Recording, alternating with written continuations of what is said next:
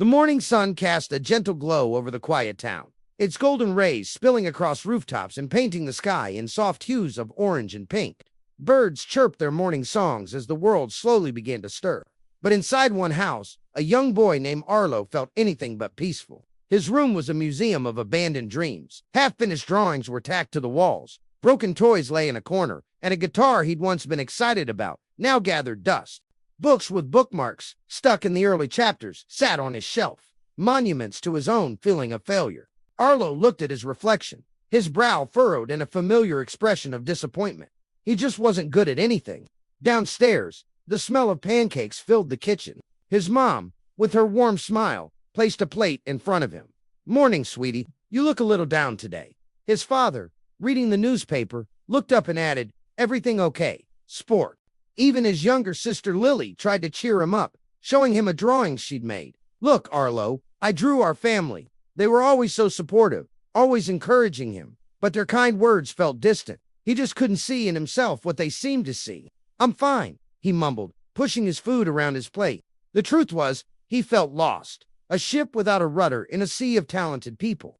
The walk to school was always the hardest part of his day. He kept his head down, trying to ignore the world around him, but it was impossible. He passed a group of kids on the soccer field, their laughter and shouts echoing as they scored a goal. Further on, he heard the beautiful melody of a violin drifting from an open window, played with a skill he couldn't imagine possessing.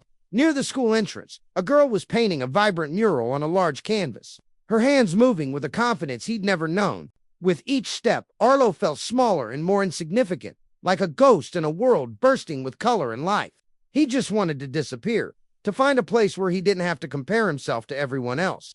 Later that day, seeking refuge from the noisy hallways, Arlo found himself in the quietest corner of the school library. He ran his fingers along the spines of old books, the scent of aged paper filling the air. Tucked away on a bottom shelf, almost hidden from view, he saw it, a thick, leather-bound journal with faded gold lettering. It was dusty, as if it hadn't been touched in years. He pulled it out and blew a cloud of dust from its cover. The title read, "The Book of Hidden Strengths." Curiosity piqued. He opened it. As his fingers traced the first page, the ink seemed to glow with a soft, warm light, pulling him into its world. He began to read. The book wasn't about famous heroes or prodigies. It was filled with stories of ordinary people, just like him. There was a baker who couldn't get his bread to rise, a gardener whose flowers always wilted, and a writer who stared at blank pages for days. The animated illustrations on the pages seemed to come to life. He watched a young girl learning to skate, falling over and over again, her knees scraped but her spirit unbroken. He saw a boy trying to build a kite, his first attempts collapsing in the wind, but he kept adjusting his design, learning from his mistakes, until finally it soared into the sky. The stories weren't about instant success. They were about patience, practice, and the quiet courage to try again. A spark ignited within Arlo.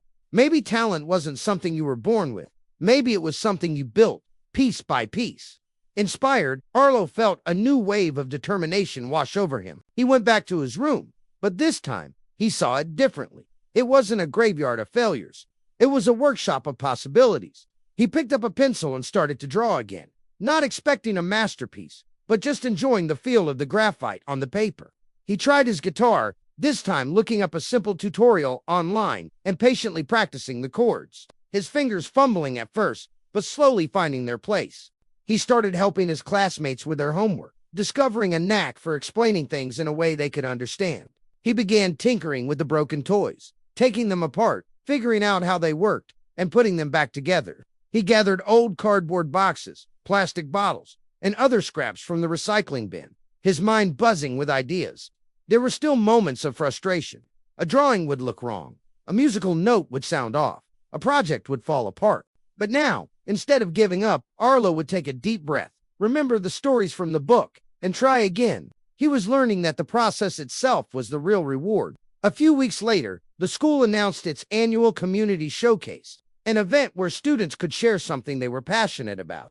In the past, Arlo would have hidden in the back, but this time was different. He had been working on a secret project. On the day of the event, the gymnasium was filled with an excited buzz. There were science experiments, musical performances, and art displays. In a quiet corner, Arlo stood next to a large table covered with a sheet. His heart pounded in his chest. but it was a feeling of nervous excitement, not dread.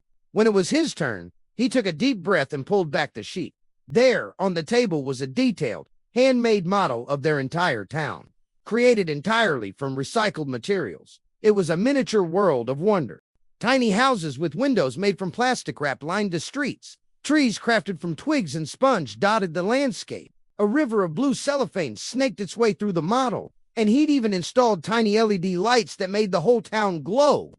A hush fell over the crowd as students and teachers gathered around. They leaned in close, their eyes wide with amazement at the intricate details. "Wow, Arlo, you made this?" a classmate asked in awe. "It's incredible," a teacher added, smiling. Arlo looked at their astonished faces, and for the first time, he felt a warmth spread through his chest that had nothing to do with embarrassment. It was pride. He explained how he built it, his voice clear and confident. He wasn't just showing them a model. He was sharing a part of himself. That evening, the warm glow of a lamp filled Arlo's room. The feeling of accomplishment from the showcase still lingered, a comforting and steady presence. He was at his desk, carefully working on a new model, a miniature spaceship inspired by one of his old, unfinished books. His family sat nearby, his mom reading, his dad sketching, and Lily quietly drawing beside them. They didn't say much, but their shared, peaceful presence was all the support he needed. The house was quiet, filled with a sense of contentment. Arlo placed the final piece on his model spaceship. He picked it up carefully and walked over to his shelf. He moved aside the dusty guitar and the half-read books, making a special place for his new creation. As he set it down, the first rays of morning sunlight streamed through the window, illuminating the spaceship and casting a long shadow across the room. It was a new day, filled with endless possibilities. Arlo smiled. He had finally found his talent. It wasn't in being the best. It was in the joy of creating, the patience of learning, and the quiet strength of not giving up. And he knew, with a certainty that filled his heart, that this was only the beginning. Thank you for watching. If you enjoyed this story, don't forget to like, share, and subscribe for more content. See you next time.